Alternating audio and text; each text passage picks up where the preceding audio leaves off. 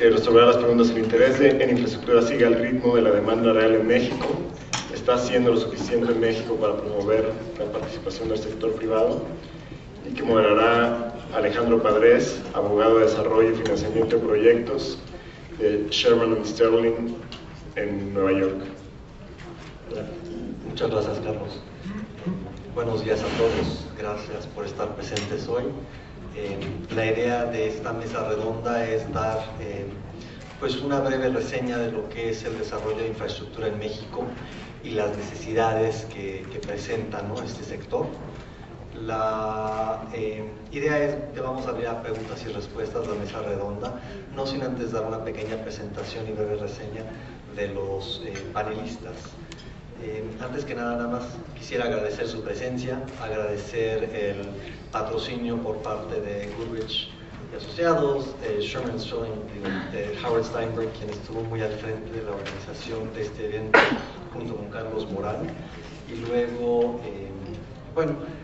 Gardere Arena, y tenemos Control Risks y Mijares Angoitia, todos muy hábiles participantes que permiten que estos foros pues se celebren y que tengamos oportunidad de tener una discusión muy abierta de temas de actualidad.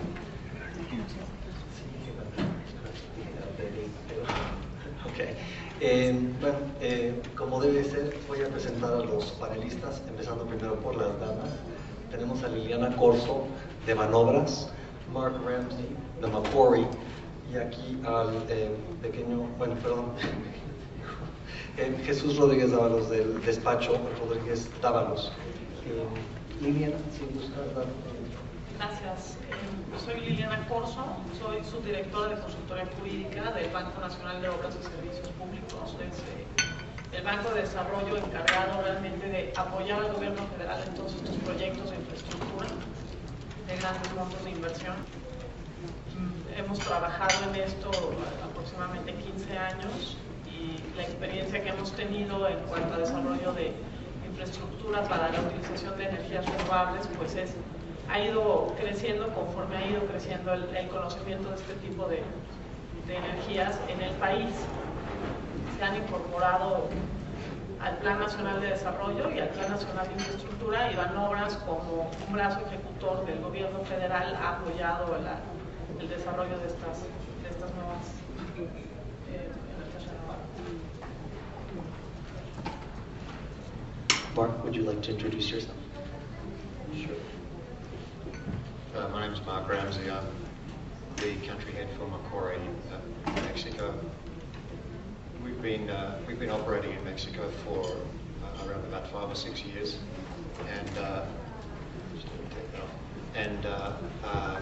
we've been full-time here for about 4 years. Very heavily involved in renewable energy. We just completed the financing of a 400 megawatt wind farm in Oaxaca, which is currently under construction. So this is an area of great interest to us. We're essentially infrastructure investors and investment bankers or merchant bankers. Our interest is therefore in putting together financings and developing all sorts of renewable energy opportunities in Mexico, and we think this is a great opportunity. Thank you for having me here this morning. Y ahora, Jesús. Buenos días, mi nombre es Jesús Rodríguez, soy socio del despacho Rodríguez Dávalos y Asociados.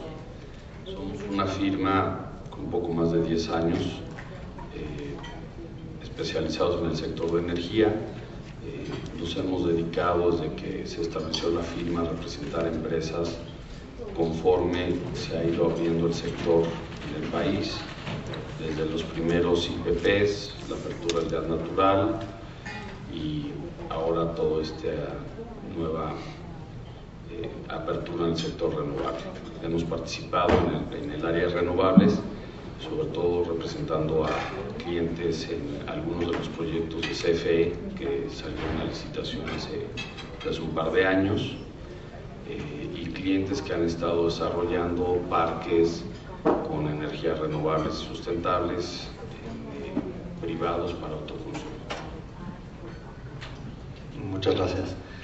Yo soy Alejandro Padres, trabajo en el despacho Shearman & Sterling, Inicié mi carrera en México, ejerciendo Derecho Mexicano y representando a Comisión Federal de Electricidad y a Petróleos Mexicanos, CFE en sus primeros 10 proyectos de productor independiente, y a Pemex en cuestiones de la modernización de refinerías, Burgos, Matamoros, etc. Y el proyecto Cantarell. Posteriormente estudié en Nueva York y terminé trabajando en el despacho Sherman & Sterling, en donde actualmente soy counsel en el grupo de financiamiento y desarrollo de proyectos, y la mayoría de mi ejercicio profesional es en Latinoamérica y en México principalmente. Lo que me gustaría hacer es, para abrir la discusión, empezar por preguntarle a los panelistas cuál es su visión de si México está haciendo lo suficiente para promover e incentivar el desarrollo de infraestructura. Y quisiera ver si, Liliana, tú tienes alguna visión al respecto. Sí, Alejandro. En las pláticas que se han tenido en estos 2 días, hemos visto cómo poco a poco ha ido creciendo la demanda de este tipo de proyectos. El crédito yo creo que es un buen medidor, porque nos dice, incluso al interior del banco, que ha ido creciendo la participación de las empresas privadas en el desarrollo de este tipo de proyectos de infraestructura. Déjame decirte que en la experiencia del banco, en 2004 participamos en nuestro primer proyecto de infraestructura para energías renovables.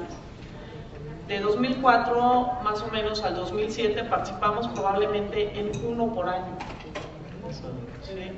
De 2007 a la fecha se han acumulado muchos más proyectos en montos infinitamente mayores. Hemos participado en todo tipo de proyectos de autoabastecimiento, de cogeneración, de pequeña producción y de producción independiente. Y los últimos 3 años hemos acumulado cerca de 6 proyectos por año. Estos proyectos, sin duda muy representativos de lo que es la utilización de las energías renovables para la generación de electricidad, han sido representativos a nivel de todo el gobierno federal. Son de grandes montos de inversión, Alejandro. Yo creo que eso sí representa que se está haciendo algo para que las empresas privadas participen en el sector. De 10 años para acá se ha visto un crecimiento muy importante. Manobras, simplemente como Banco de Desarrollo y el Fondo Nacional de Infraestructura con sus apoyos, genera los incentivos necesarios para el alcance de los montos de inversión a nivel del crédito.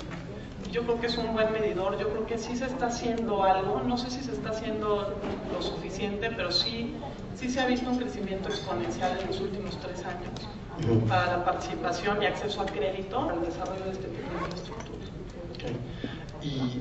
Mark, from your perspective, I mean, you manage funds here in Mexico, private equity, investment. Do you feel that the environment is one that is receptive, and not only receptive, I guess, but actually promotes and incentivizes both investment and development?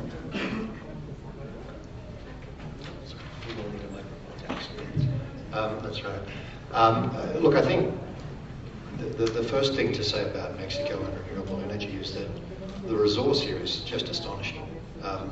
This is probably the best country in the world for in terms of potential for wind and solar, and I think that the opportunity for geothermal is yet to really be explored. So what we have in Mexico is as it were, an enormous opportunity, which is just now being tapped. Is enough being done to encourage that? Ironically, I think yes. The short answer is that President Calderon's National Infrastructure Plan encourages a lot of investment from abroad. It encourages people to think in large terms and long term about infrastructure investment in Mexico. And it's a very clear platform for the way the country wants to go forward.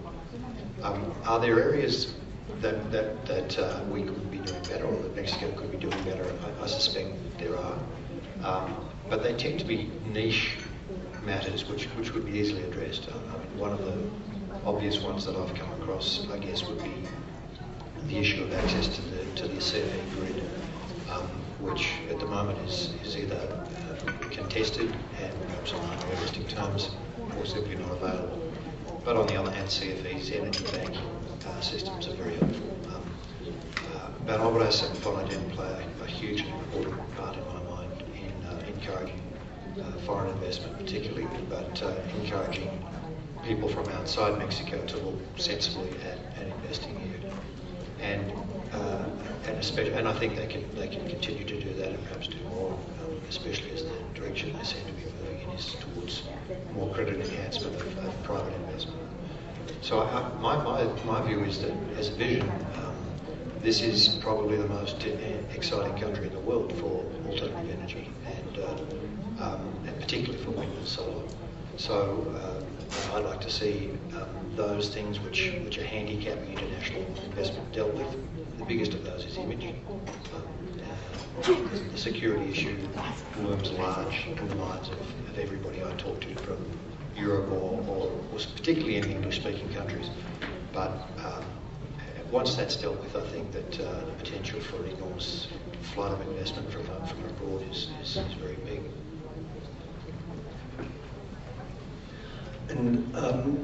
Para ti, Jesús, ¿tú qué piensas que son, digamos, los aspectos positivos legislativamente en México, o en donde México sí ha acertado en el manejo y la promoción de la inversión en la infraestructura? Gracias, Alex. Bueno, yo creo que, como decía Liliana, estamos viendo cómo ha crecido en los últimos 6 años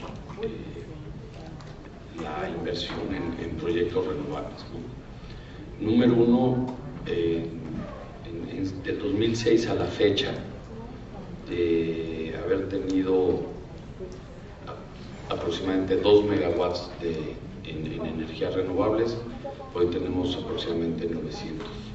Entonces eso quiere decir que algo se está haciendo bien. Hay un esfuerzo del gobierno federal, a través de CENER, de CFE, de la CRE, del legislativo, en haber aprobado ciertas leyes, básicamente 3, ¿no? La ley de aprovechamiento de energías renovables y financiamiento de transición energética, la ley de bioenergéticos y la ley de energías sustentables. Yo creo que se va por la CRE también ha estado trabajando en una serie de regulación que ayuda sobre todo a que estos proyectos sean financiables, a fin de que se puedan desarrollar los proyectos, sobre todo la iniciativa privada, los IPPs o los PPAs que está poniendo a licitación CFE, bueno, siempre son bastante atractivos debido a la garantía que tiene de la Comisión Federal de Electricidad y la forma en que han hecho el esquema de los concursos, ¿no? Donde mitigan algunos riesgos para los inversionistas. Yo creo que hay que seguir avanzando en terminar algunas normas de despacho, la temporada abierta, lo que estaba comentando el doctor Acosta hace rato, cómo va a pagar de CFE todo el tema de los capacidad excedente, pero bueno, creo que se va por el buen camino. Se ha visto de crecer en 6 años de 2 megawatts a casi 1000 megawatts, quiere decir que algo se está haciendo bien. Todavía falta implementar cierta regulación y yo creo que ahí está el mercado. Yo creo que los financieros están financiando los proyectos, CFE está siendo exitosa con los proyectos que está sacando. Obviamente hay problemas locales, tierra, temas ambientales, etcétera, pero se han ido solventando. Que esos precisamente han estado en comento estos 2 días. Yo añadiría también que ha ayudado mucho que CFE, la CRE, han publicado contratos marco, contratos modelo, que ya permite una mejor eficiencia del mercado, ¿no? Tanto para acceder como para portear energía, y pues esos son aciertos porque ya permiten establecer mecanismos certeros tanto para desarrolladores como inversionistas. Lo que yo preguntaría ahora sería, vemos, en estos 2 días hemos visto, ¿no? Los problemas que han sufrido las mini hidroeléctricas, sabemos que hay una inversión bastante grande en lo que es eólico, pero no vemos mucho, al menos no he visto mucho a nivel CFE, y en algunos privados poco, solar, bioenergéticos, oceánico, energía oceánica, no existe esa inversión, ¿no? Esa diversidad de portafolio. Y para esto me crea dos como cuestiones. Primera, es un problema no diversificar el portafolio de renovables, y si lo es, ¿qué debería de hacer México para mejorar eso? Y dos, esta meta que se ha planteado el gobierno mexicano del 35% al 2026, ¿es factible que sea diverso o nos vamos a quedar nada más con eólico como esa fuente para llenar ese compromiso del 35%? Mark, would you like to take a stab at that one? So I think one of the things that we need to bear in mind is that the wind opportunity in Mexico is just enormous. You could meet your 35% just on wind, and wind at the moment is an energy source that requires no subsidy. So Mexico is alone in the world, as far as I know, in being a country where you can produce wind energy more cheaply than is available to commercial customers from the national electricity producers. What's that mean? It means that Mexico's in a unique position of being able to take a completely commercial view about wind. We could say, as long as the grid is open and as long as CFE provides energy banking, that a great deal of the future expansion of energy production in this country ought to be wind, because it's commercially viable. Now, that's a fantastic starting point. Do we need diversification? Not, in my view, at the expense of having to subsidise it. If you've got an energy source, as you do, that is as reliable as it is, and as cheap as it is, why would you want to say, for the sake of it, let's go and subsidise in order to have some solar or some geothermal or something else? To the extent that those other alternatives become commercially viable and can stand on their own feet, sure, I think it's good to have diversification, but the aim ought not to be diversification. The aim ought to be to provide electricity to Mexicans in the most efficient way. And we all know that government subsidies are subsidies that we make as consumers ultimately. So I think, to the extent that we are looking at this as what's in the national interest, I'd be, and if I had the control, I'd simply be opening up the grid to allow as many wind producers as possible to come in on a private basis or a self-generation basis. And if the solar people can compete, let them. If the tidal energy people can compete, let them. But I wouldn't be moving towards a subsidy scheme, because Mexico's real advantage at the moment is that it hasn't required that. Liliana or Jesus, any particular views on this?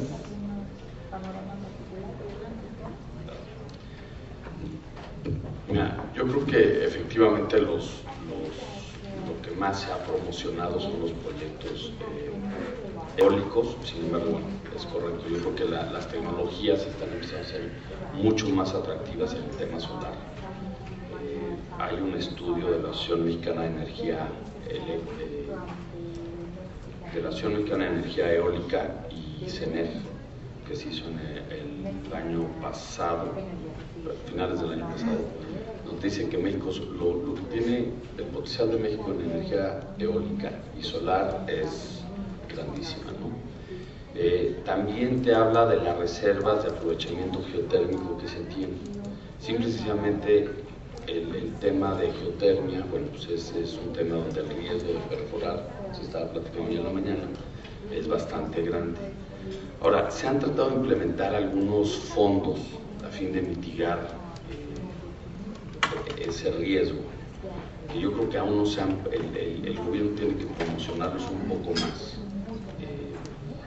Por ejemplo, hay un fondo donde el gobierno de Michoacán con CENER han estado tratando de armar algo a fin de que Michoacán, que tiene una gran capacidad de geotermia, pues vía este fondo haya como a costo perdido en caso de que los pozos no encuentren no tengan la suficiente fuerza que se necesita, ¿no? Entonces yo creo que están empezando a armarse este tipo de programas. Se tienen que definitivamente vender un poco más, por llamarlo de esa manera, a los inversionistas, a los bancos, y bueno, yo creo que estoy de acuerdo contigo, hay que cambiar, la canasta no puede quedar nada más en renovables, hay que abrirla, y sobre todo ahora que hayan que las tecnologías sean más baratas, ¿no? Nada más entendiendo lo que dice Mark, me cuestionaría si teniendo el reconocimiento a nivel mundial del potencial de energía solar en México, no valdría la pena desde un punto de vista político o de política gubernamental explorar la expansión de esa capacidad y aprovecharla, sobre todo porque pues es una fuente barata, no es una fuente probablemente requiera subsidios en el corto plazo. Pero Liliana, tú, participando ya desde Banobras, que tiene una misión tanto de desarrollo como a la vez de representar y plasmar en sus acciones las políticas del gobierno federal, ¿qué opinas? Mira, es interesante ver que en estos últimos 10 años hemos participado en muchos proyectos que tienen que ver con generación de energía eléctrica con agua, a últimas fechas con aire, muy pocos con desechos y ninguno con energía solar, ¿no? Es representativo porque ¿qué veo? Que hay poca promoción de este tipo de infraestructura.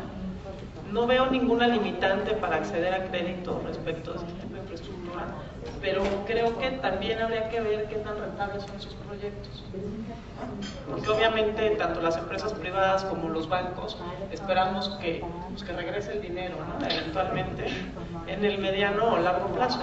Yo creo que habría que estudiar por esa parte, Alejandro, el tema en cuanto a la promoción que hace el gobierno federal, la propia Secretaría de Energía, la CFE, etcétera, y también qué tan rentables son para ver si la generación de este tipo de proyectos debe ser a nivel gobierno o debe ser con participación privada. Por otro lado, yo creo que a lo mejor habría que invertir un poco más y generar tal vez también endeudamiento en investigación de nuevas tecnologías. Lo que sí se me olvidó preguntar es si alguien tiene alguna pregunta del público o tiene alguna... Adelante, ¿tenemos un micrófono disponible? Acá adelante, por favor.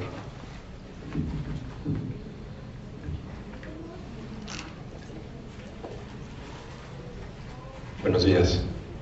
Mi nombre es Gerardo Ranero de Sempra Energy. Básicamente la pregunta que la voy a partir en dos es más para Chucho y un poquito retomando lo que acaba de comentar Liliana. Aquí hemos visto, me parece que en este foro se ha hablado mucho de financiamiento y me parece que al ser un foro más para abogados, yo tengo dos temas concretos con los que nos enfrentamos al día a día al desarrollo de infraestructura, que es partiendo de las bases de la tierra. Sin tierra no hay proyecto, ¿no?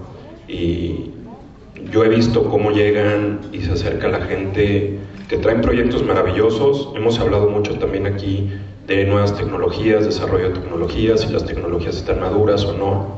Creo que si comparamos, Estados Unidos nos lleva a la delantera. Aquí hay un problema muy importante que no hemos aterrizado bien. Ok, no es nada más traer la tecnología, ¿qué haces con las patentes de esa tecnología? ¿Por cuántos años están? Creo que es un problema que vale la pena y me parece que se puede llevar inclusive a otro foro. Pero concretamente, Chucho, como abogado, me gustaría mucho si nos pudieras comentar qué otros esquemas a la hora de la adquisición de la tierra, sobre todo en eólico, que es un tema importante, y ni lo menciono en solar. En solar el problema, yo sí he estado involucrado directamente en campo para tratar de desarrollar proyectos solares, sobre todo en Mexicali, que tiene un gran potencial. El problema es que no hay tierra. O sea, son superficies de tierra que se requieren, estamos hablando de más de 200, 250 hectáreas. No hay disponibilidad, no hay... Cuando se hacen los estudios de tierra, nos damos cuenta que la tenencia de la tierra es un problema muy importante, sobre todo en el norte del país. La titularidad, siempre hay traslapes, le salen a todos los terrenos, mínimo 3 dueños, ¿no? Entonces, realmente no hay, desde ahí arrancamos con el problema. Y eso me lleva a preguntarte, Chucho, ¿qué esquemas, aparte de la compraventa y el arrendamiento, ustedes han implementado principalmente en eólica para poder arrancar de alguna manera el proyecto? Gracias. Mira, los problemas, como se han estado, hemos visto en básicamente hemos hecho 3 diferentes tipos de proyectos en eólico específicamente. Uno, que fue en el norte del país, en el noreste, donde uno de los promotores del proyecto eran posesionarios de extensiones muy grandes de tierras. Entonces, en ese caso, se les invitó con un porcentaje en el proyecto, donde su aportación era un arrendamiento de las tierras a fin de poner el parque eólico, ¿no? En ese caso, bueno, fue bastante sencillo, porque ellos eran los posesionarios de una extensión bastante grande. Oaxaca ha sido un problema bastante fuerte, sobre todo desde el punto de vista social, más que, el social te lleva a tener un problema de tierras. El problema con el tema eólico es que yo creo que como se empezó Oaxaca, el esquema jurídico que se utilizó en algunos de los proyectos, que es ese arrendamiento de tierras con un pago anual a los posesionarios o dueños, que ha incrementado mucho el precio del proyecto en sí. Al no haber en México, como en Estados Unidos, la figura del dominio, ¿no? México, acuérdate que solo tenemos, o sea, el problema agrario en México es bastante complejo. O tienes la servidumbre, o la compraventa, usufructo, y básicamente son los que han funcionado. Más que un problema legal es llegar a un acuerdo de precio y el tema social. Yo creo que eso es lo que nosotros hemos encontrado en los proyectos eólicos. Y la otra, en un parque pequeño que tenemos, que trabajamos en el occidente, se hizo la compraventa de la tierra. La verdad es que se hizo y en algunos lados se hizo para los caminos para dar la operación y mantenimiento, se firmaron servidumbres. El problema que tienen los parques eólicos, específicamente los parques eólicos, es que como se empezaron a negociar, ahora que llegas tú a buscar tierra, los ejidatarios o los posesionarios están tratando de replicar lo que se hizo en Oaxaca, y eso ha aumentado muchísimo el costo de los proyectos, independientemente del tema social. O sea, el tema social es, Oaxaca es un problema, Guerrero es un problema, o sea, son problemas diferentes. El norte tiene un problema de otro tipo, y tú lo conoces. Y la verdad es que en el tema solar no hemos tenido ninguna experiencia. Estamos viendo algunas cosas en Sonora. Ahí el promotor ha sido un poco el gobierno del estado, y yo creo que esa parte ayudaría siempre y cuando el gobierno, sobre todo en ejemplo, Sonora ha ayudado que el gobierno del estado sea promotor. En Oaxaca ha sido un desastre cuando el gobierno del estado, por lo menos la administración pasada, se metió, dejó hecho un reguero. Ahorita ha sido un problema social, pero bueno, ahí va, hay que irlo caminando. Definitivamente irte a juicio no te lleva a ningún lado. O sea, eso es una negociación, si no, nunca vas a poder acabar. And Mark, you being sort of involved in the development part of the deals, actually, what strategies have you implemented, or what have you done to be more successful? Yeah, I really have to say that I think questions of land access are exaggerated in terms of difficulty and cost. I just did some numbers here, and it seems to me that on the basis of leasing land at the prices approximately that are being paid in Oaxaca at the moment, it's less than 1% of the cost of a project. So, you know, plus or minus, even if you double it, it's not going to significantly impact whether you can do the project. That'd be my thought. The second thing is, in the Oaxaca project that we've just completed financing, we had to, in 11 months, negotiate a right-of-way from the peninsula on which the wind park is being built to CFE grid. It was 52 kilometres. We had to negotiate with over 1,000 landowners. We completed and fully registered leases with 210 of them. So we have full access across 50 kilometres. We did that in 11 months. Was it difficult? Sure. Did we have a lot of people involved? Yeah. But, you know, it was certainly not insurmountable. We found that the Oaxaca government was very helpful to us and continues to be very helpful to us. And we found that the landowners were not unreasonable. I mean, sometimes it was difficult where we had conflicts between ejidos and people occupying the ejido land. Sometimes we had difficulties with registration because people were occupying land and they didn't have papers for it. We were able to overcome all of those problems just by sitting down and talking with people and looking at it from their point of view. We were asking to put a wire across their land. They were worried what that might do to their farming capacity. They were wanting compensation for it. That was a reasonable expectation. My view is these things are there for developers to meet. I don't see this as being a fundamental problem at all. So in that sense, I kind of disagree with this. I don't think it's an expense that is stopping the development of programs, at least in the beginning.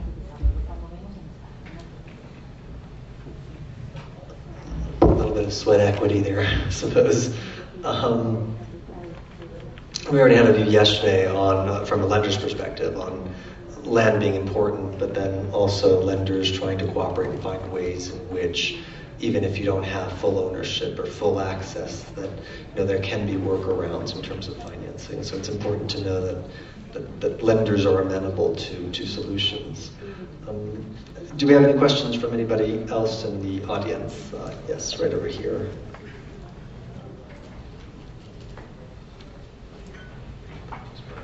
Gracias, Enrique Fara, Fara Revilla SC. Nada más para abonar un poquito al comentario, lo que se nos ha presentado también en algunos estados, existe la figura jurídica del derecho real de superficie, la hemos utilizado, y nada más como comentario, sin duda la mancuerna entre el gobierno y iniciativa privada e inversionistas es importante. Lo que nos ha dado resultado a nosotros en algunos proyectos es trabajar directamente con los bancos estatales de tierra. En algunos estados ya están perfectamente formalizados y cumplen un poco con la función de desarrollo de infraestructura, y al final del día lo que hacen los bancos estatales de tierra es alinear los intereses de los inversionistas con los intereses del gobierno, y se encargan un poco al final del día de resolver el tema social, de limpiar, por así llamarlo, o de iniciar el procedimiento de regularización de tierra y dejarlo a un nivel en el que el inversionista esté técnicamente seguro, o simplemente la conversión de propiedad agraria a propiedad privada. Nos ha funcionado y nada más quería agregarlo al comentario.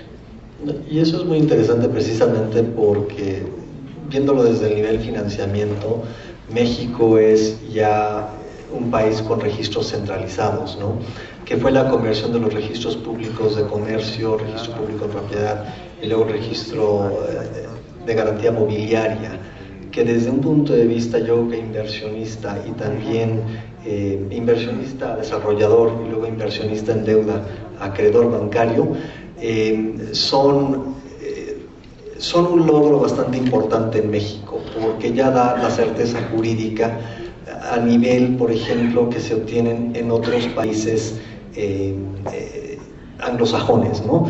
Y eso ya permite mayor viabilidad de financiamiento y de desarrollo de proyectos y también de cierre, ¿no? De alcanzar cierres en operaciones en tiempos más cortos que lo que antes se había visto, ¿no? Y, hay una pregunta acá atrás, sí. Mauricio Llamas de Marlo, México. Para Liliana, muchas gracias por la exposición. Rápidamente quería, un tema que va ligado con las cuestiones de tenencia de la tierra que son muy problemáticas en México, también es el ambiental en alguna medida. La pregunta es, en los esquemas de financiamiento de Banobras, ¿se sigue algún protocolo, criterios sustentables para su aprobación y seguimiento? No sé si a nivel de los principios de Ecuador, algo por el estilo, pero si hay una política en México o del banco en particular que establece mínimos de, no de cumplimiento, pero sí de estándar de sustentabilidad ambiental. Mira, a nivel política interna no lo tenemos.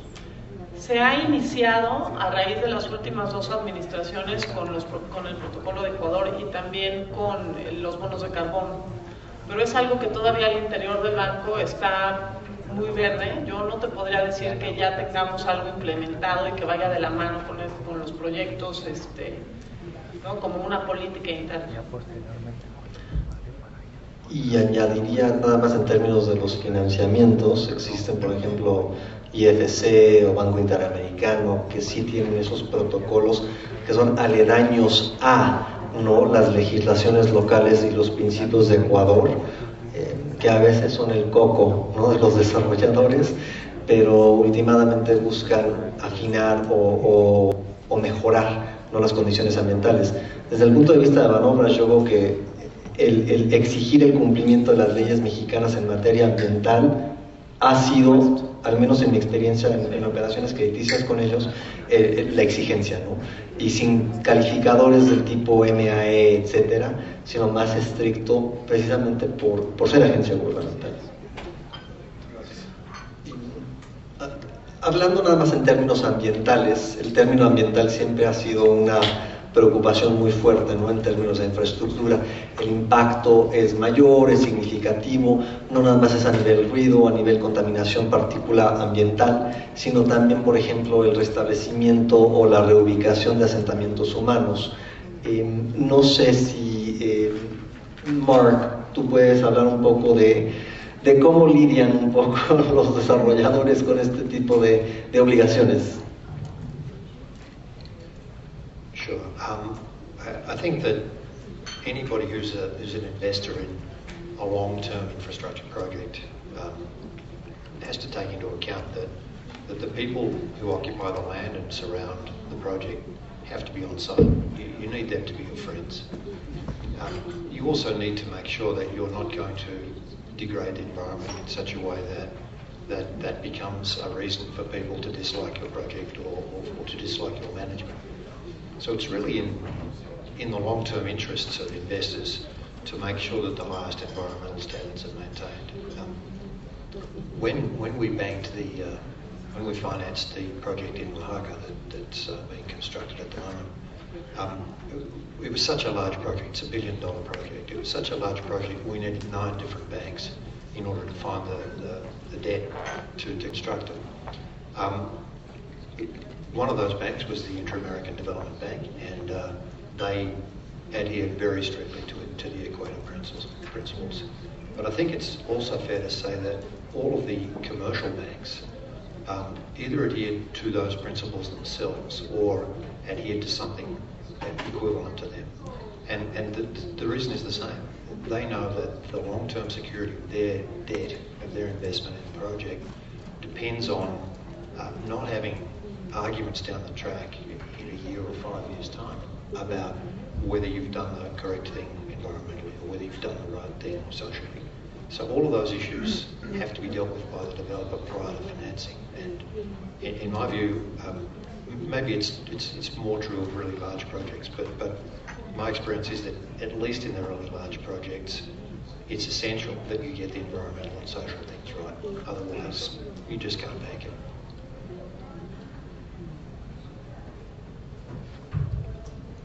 I'd like to just move on to another topic, which is, from my view, practicing in New York, you look at Mexico from afar and you see legislative developments that are conducive to infrastructure projects.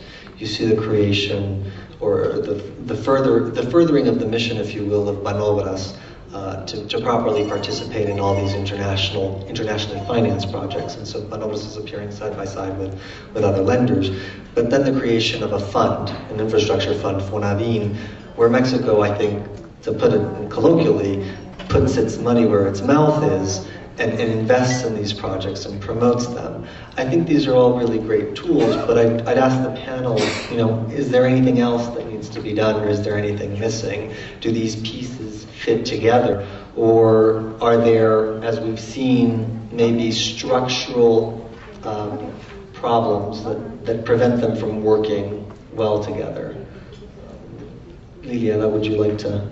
Sería difícil que yo dijera que no son suficientes, pero la experiencia del fondo, no hay que olvidar también, es de un pequeño plazo para acá. O sea, el fondo tiene 4 o 5 años de haberse creado y modificado para encajar en el Plan Nacional de Infraestructura. Yo creo que aquí lo que sería muy interesante saber es cuál ha sido la experiencia de las empresas privadas en acceder al fondo, de las entidades gubernamentales para otorgar cada una sus apoyos con base obviamente a lo que el Plan Nacional de Infraestructura ha fijado como prioridades. El banco y el fondo han generado sinergias para crear nuevos productos de financiamiento y apoyo que conllevan garantías aparejadas, créditos subordinados, pero yo creo que lo que sería interesante es saber si son accesibles, si digamos, tanto burocrática como financieramente, si están realmente apoyando o no, o están constituyéndose en un obstáculo más para la generación de infraestructura, ¿no? I guess, Mark, is this something, just because you are ideally situated to comment on this, but what are your views on these tools? I mean, are they tools that, developers want to use and access, or is it easier, for example, to go on balance sheet or to find alternative forms of financing for that infrastructure? I think it's difficult to make a generalised answer to that. FONAVIN and Banobras offer assistance where other financial instruments are not available or require credit enhancement. And our experience has been that those instruments, by and large, have been well designed and have been very helpful. I'd like to see Banobras be able to work a little more quickly. I'd say that the internal processes are sometimes a little bureaucratic and a little more difficult than dealing with the commercial banks. And as a consequence, when I'm financing a project, I'm going to look first to the commercial banks. They're just easier to deal with. But knowing that Banobras and particularly FONAVIN are there, and particularly with high stress subordinated debt or credit enhancement where that's necessary for senior debt, I think those are products which are going to continue to make a big impact and make it easier to get private finance into projects. So I think they're both fantastic creations. They're not perfect, but I know the people who work in them are doing their very best to make them more commercial and more responsive. And I have nothing but praise for them.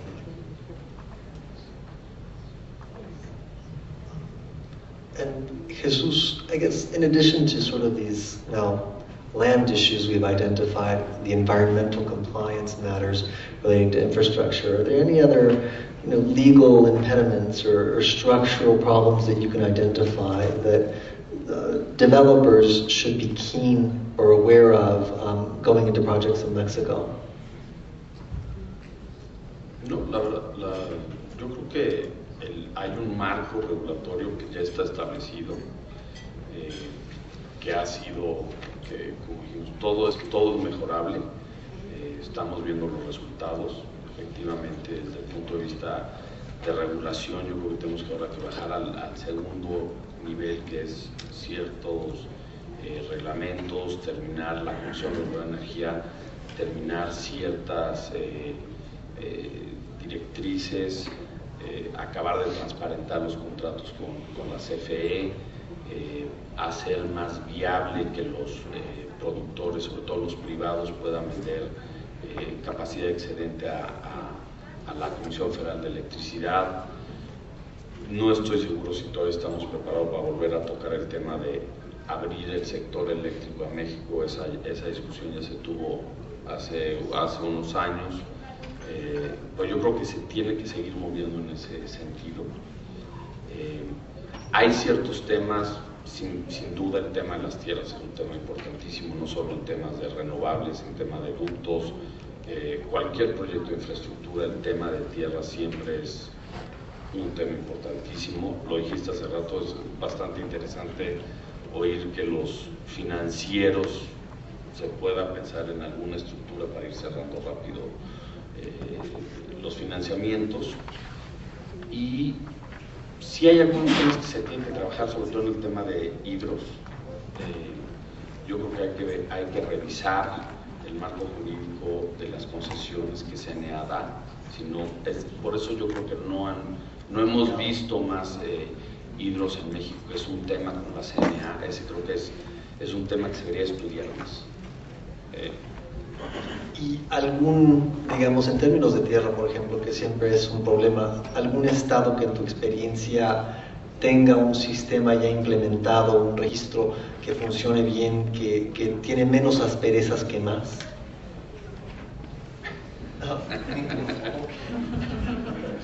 Digamos que ya hay estados que están modernizando y su RAN y sus sistemas de registro son más modernos, pero fuera de eso, la verdad es que en los estados, como decía el licenciado Fara, han implementado coordinaciones, o algunos tienen una dirección agraria que a los desarrollos de los proyectos, la experiencia que tenemos sobre todo en ductos han ayudado muchísimo, sobre todo en Nuevo León, Tamaulipas, Veracruz, Sonora, sobre todo lo hemos visto en el norte del país, y te ayudan en gasoductos mucho, ¿no? Pero bueno, va progresando. Lento pero seguro, como quien dice. In your experience, I guess, in Oaxaca, Mark, has that been, you mentioned it was, there's travails, and yet it's manageable. Sort of from a more general perspective, what would you identify as the areas of improvement in terms of land registry, titling, negotiation, or if the government can be of assistance in those negotiations, because ultimately you have a PPA with CFE on the other side, or the like, where cooperation like that might be helpful, I suppose? In our case, our PPAs with FEMSA and Heineken, so we're not as involved in the CFE issue, but look, it was frustrating because there were so many landowners we had to deal with, and some of them just didn't want us near them. And so we ended up with a fairly crooked line between the CFE grid, where we had to put the electricity and the wind farm. It's 52 kilometres in a straight line, and I think we have to build 75 kilometres of wire because it goes like in a zigzag. But I'd say if there were anything a government, say the state government of Oaxaca or perhaps the federal government could do, it would be to actually implement some sort of registration program in the countryside, in the rural areas, to make sure that those people who occupy the land actually have regularised their ownership. And the biggest handicap we had was we would find people continuously who'd been in occupation for perhaps many generations, but there'd been no formal will left by their grandfather or their great-grandfather. Nobody locally doubted that they owned the land, but they didn't have registration. And so in every case where we came across that, we would take them through the process of taking them to the courts and helping them to actually achieve proper registration. We did that in, I think, 47 cases. If you were to look at what governments could do proactively to help this process, it would be to go out and find those people who are occupying land and put in place their registration before it's needed. That would save a lot of time.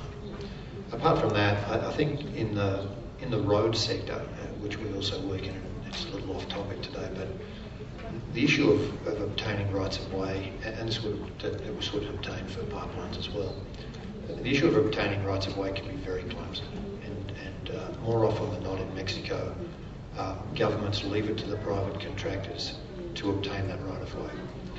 That's not the case in any other country where I've worked, in every other country where I've worked and where we've worked on nationally significant infrastructure projects, whether they're big highways or whether they're electricity grids or whether they're pipelines.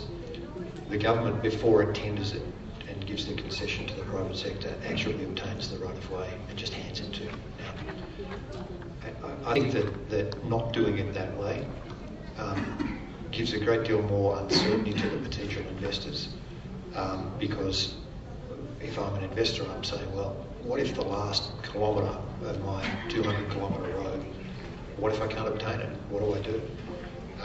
And then you're left in the position where it's very hard to bank the project quickly because, in other words, raise the debt required to build the project because of that uncertainty of just a little bit of land. So if I were to recommend anything, it would be those two things, that governments should be proactively trying to get registration across 100% of the country for the people who actually occupy the land.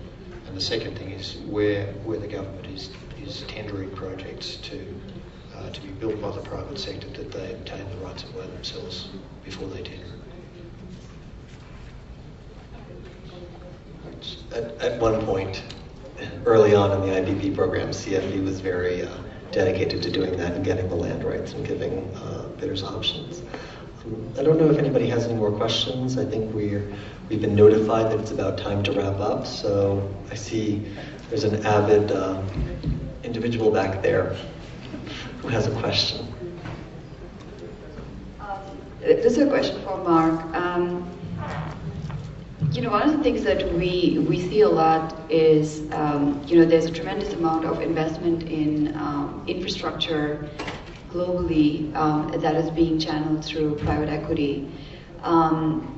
As somebody who covers, strictly Latin America, one of the things that I'm always baffled by is how much money there is in these funds chasing effectively opportunities in US and Canada.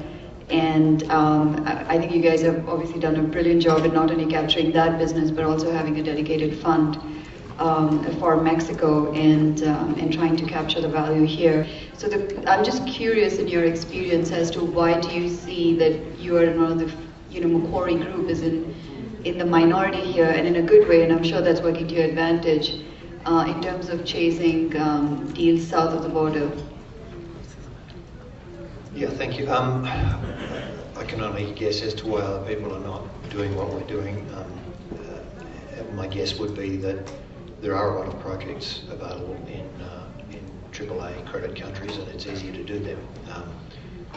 From our perspective, we have a philosophy that says that we want to make money for our investors, but we also want to build a better world, if that's not too idealistic a phrase.